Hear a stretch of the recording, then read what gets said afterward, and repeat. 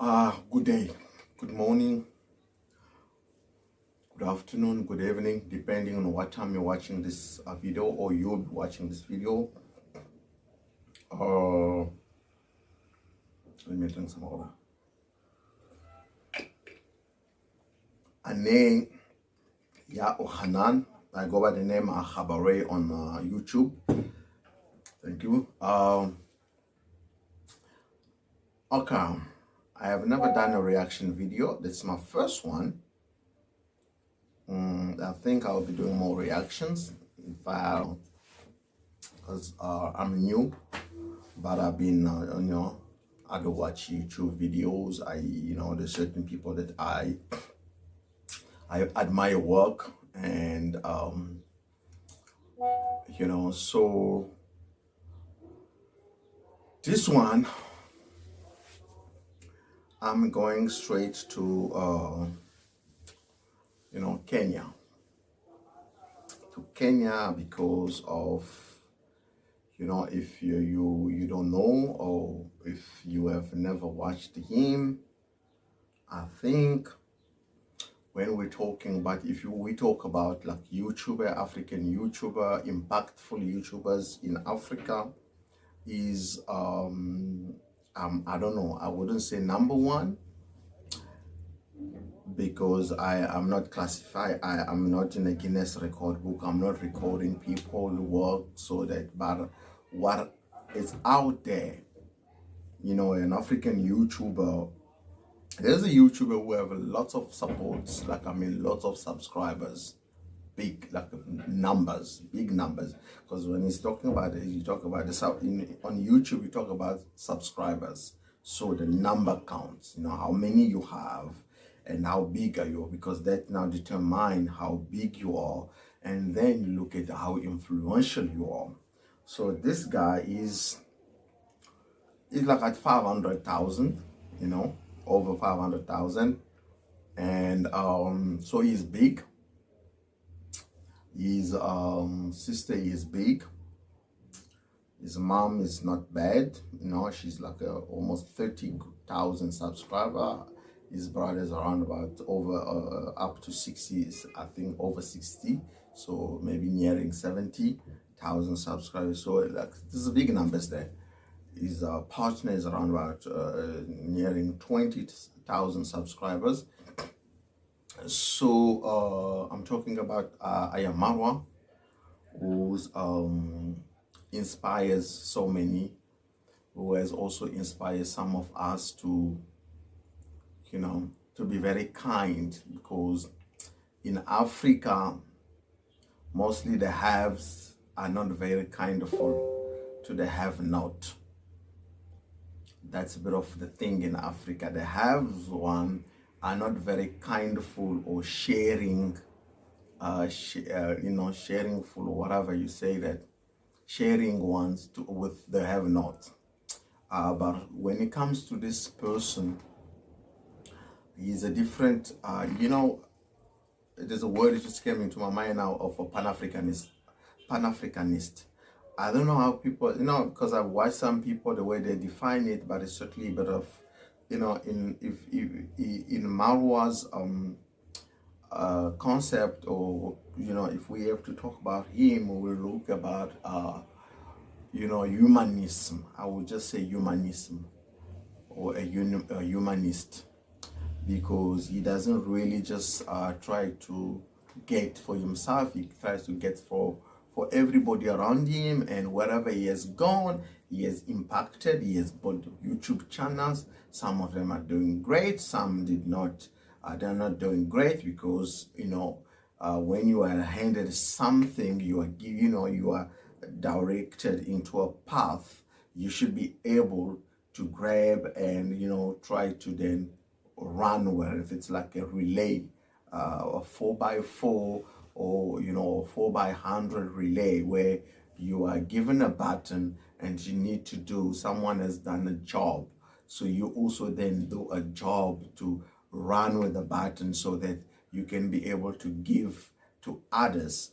But then if you cannot, you stuck, then others cannot receive. You cannot have a hand a button to to anyone else, because you're gonna fall. So this guy, you know, after being like over 6 months in his village, which he's never have done for the past 5 years, only comes for a month or 2 months, then leaves back because he travels. That's how he makes his money on YouTube.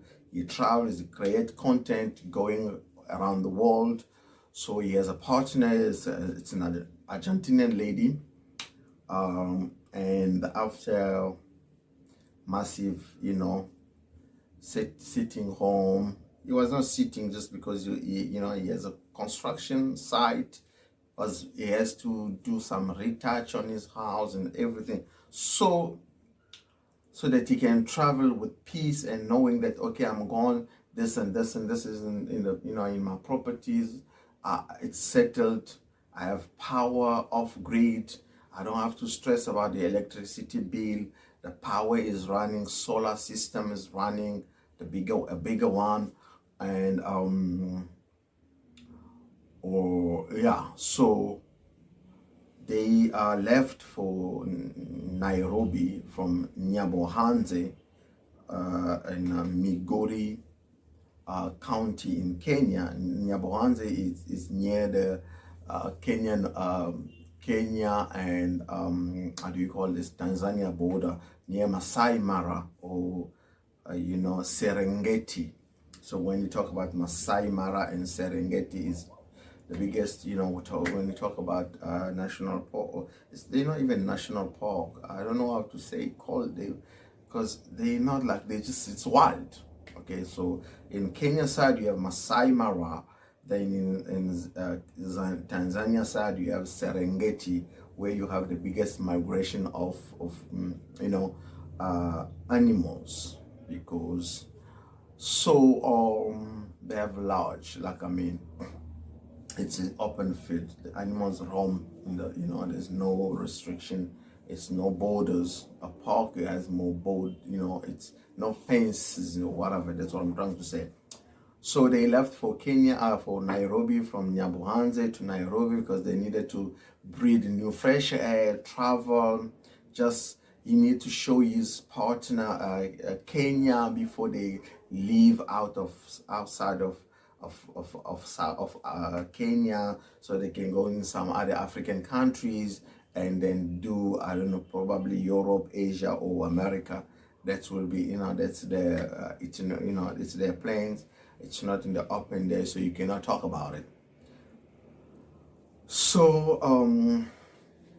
they then you see the video that I start with my, you know, just to show how the incident happened. So how the bed got grabbed and how the motorcycle, you know, this system of motorcycles in Kenya, they call them boda. I don't know how they call them in other parts of Africa. I know it's in the Congo also. In the Congo, they use now motorcycles as taxis, and because this is a South Asian, you know, yeah, East Asia, whatever you call it. I don't know, South Asia, East Asia. Forget about it. It's like the Pakistan, Bangladesh, India, all those other, you know, the Philippines, all those areas, they have these, instead of normal taxis, it's congestion, it's traffic jam. So the motorcycle guys move with ease within traffic, and they get you to a destination very faster. So, and Africans adopted that because of, you know, mostly we were doing taxis, like the normal taxi meter that you do in South Africa, because in South Africa you don't have this. I don't know in Zimbabwe if they have it, but I know Southern Africa, like South Africa, Lesotho, Botswana, they don't have it. I was in Mozambique. I did not see or never saw it, but probably it's now there because it's been a while since I was in Mozambique. It's been years now. So yeah, it's almost 10 years when I was, you know, when I went to Mozambique. Probably it might be there now.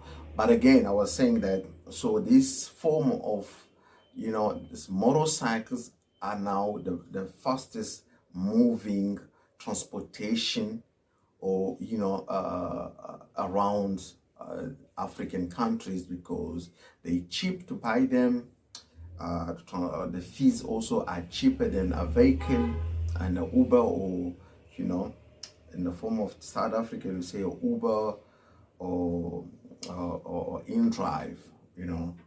So then these things, these drivers, now some places are now becoming criminal. Criminals are now using these motorcycles to grab and go, because now that's grab and go. So if someone is on a motorcycle, he targets, is riding around the city, he targets, they know certain places where people will tens of seconds, like literally, like just seconds. They don't need, it's not like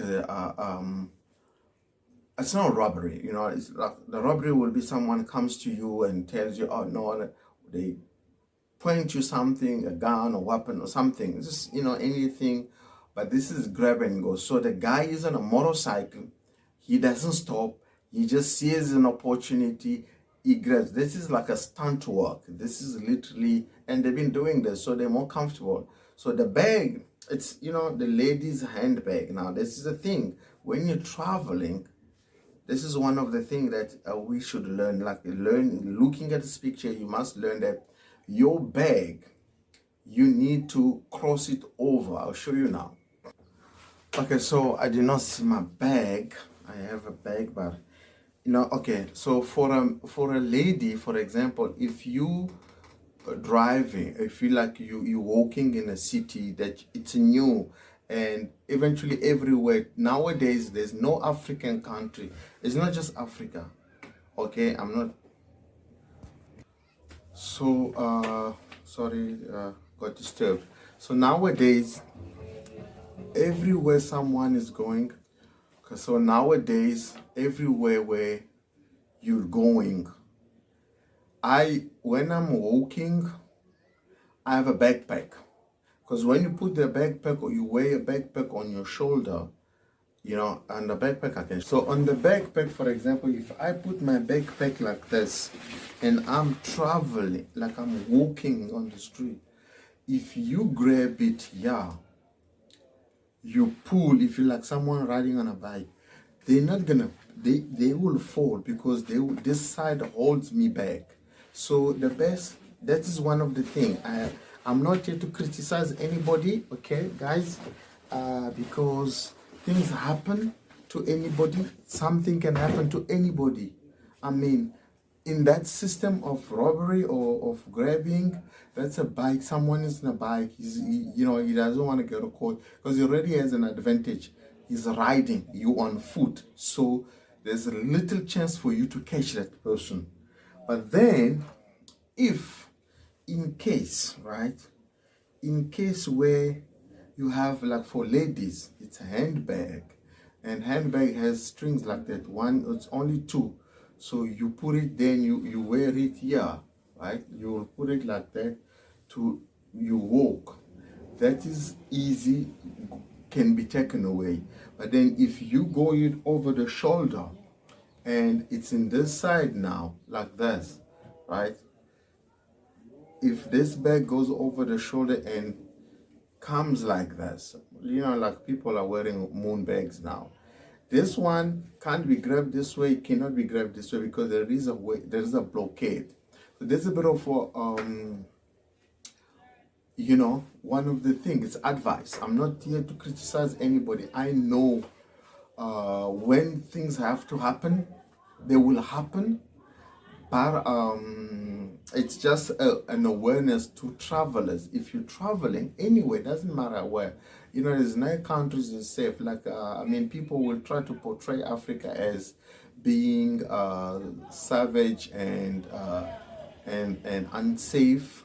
No, the United States, I don't know, Europe, they also, it's just that they don't show it. They don't want to show they don't want to show that part of their lives. The media have kept it, and it's good, for them. But they've exposed our weakness. And the worst part was the police. When a matter is reported, and that's why sometimes Africans don't report things to the police. You get mugged, you just go home. You go to the police will be useless to you. They go to the police to report the thing. What does the police do? Tells you, welcome to Kenya. God, fuck. I mean, literally, that's what the police officer does. Tells that. That's what she did. Say, welcome to Kenya. So she's proud of the incident. As much as she could have said, oh, sorry. At least that you couldn't even use the word welcome to Kenya, because it's to have empathy towards the victim, the trauma. Everyone has different trauma. We sometimes we are never traumatized too much about certain incident, because the way we have been brought up, it's a harsh. Things were not easy. From home, you do something wrong. I remember when I broke my arm, I was still beaten, though I had a broken arm. In pain, I was being smacked because of maybe I was told that I've done a stupid thing to do what I did to break my arm. Because if I did, so I'm just trying to explain this bit of how sometimes certain things happen. We don't feel the trauma. We move on easy, quicker, because quick recovery. But some people who grew up in different places, or it's different. We are different. So, and Marwa being big, when that thing happened quicker, what could have happened at the moment? As she posted the incident around about 11 o'clock a.m. yesterday, right? She posted that thing, meaning it could have been picked easily a 30-minute or hour later by certain Kenyan media, and just bring, a picture, push the police. It's not because it's Marwa, it's just that it happens most of the time. Those things happen everywhere, but when it happens to someone, he's not a politician. First of all, he doesn't seek that protectionism to say, oh, treat me differently. He didn't go to the police to say, oh, I am Marwa, you must treat. He did not do that. Okay, he went and reported the crime as a normal, simple citizen. Right, so which then the police should have then taken over to say, oh, okay, this is how it happened to a tourist. I don't know what the conversation was. Was the lady even more deep into how, because sometimes it works, and now and then, sometimes when an incident happens to someone, in the public eye, then the government takes a bit of a step to try to do something. But in this incident, I don't know if there's an iPhone, it's a GoPro 12, it's a national ID, which is more better, one of the things that you cannot replace out. I don't know if an embassy can do that, can help it to, because sometimes some embassies do it, advanced countries. You can go to your embassy, they can just do your check, because she still has a passport, so she can just show a passport. She knows the ID. She might just get a documentation quicker while she's still in this side, so she doesn't have to go maybe to Argentina to do that. But one of the thing, it's maybe a bank card, but also some of them she can do the bank card online. She can get a card and and reactivate the card remotely. It happens. In South Africa, that easily happens. I know banks in South Africa has a different way you can get your card, especially like when it comes, then remotely they can, with confirmation. When I'm saying remotely first from far, but then you can just there is security questions that will allow you to go to a ATM, put that card and punch the numbers, then the card, or online. Then you can activate a pin and life continues. That's a bit of one of the things. So in this incident, what to remember is just to try to be safe. It was a sad day for them, very sad one. First day out there, to try to, see a fresh air, breathe, and try to conquer, and have a view of what, then it's one of the bad incident. You lose your tools, your equipment, because for that it's equipment. I mean, GoPro, it's lots of money. It's like 10,000 rand, so like 500, almost 550 dollars, $550 or $600. It depends which one. What's the, if it's a combo, then you have the cell phone, which is iPhone. iPhones are always expensive, so those are things that they've lost. They lost yesterday, but God willing, they will kind of recover, and nothing can break you down, because the robbery will never stop. So you can't run away. You have to look forward. And yeah, this is my take. I think as we travel, whatever you're going, within the country, outside the country, new territory, I can't film where I live. I cannot walk on the street and film. I know I might just be mugged. I know that. But some places I can film. There's some areas I can go and film easily, but just around here, maybe because I'm from the surrounding, I know what's happened, so I kind of try to hold myself back. But again, thank you for watching. If it's your first time, please consider to subscribe, like, share, comment, and yeah,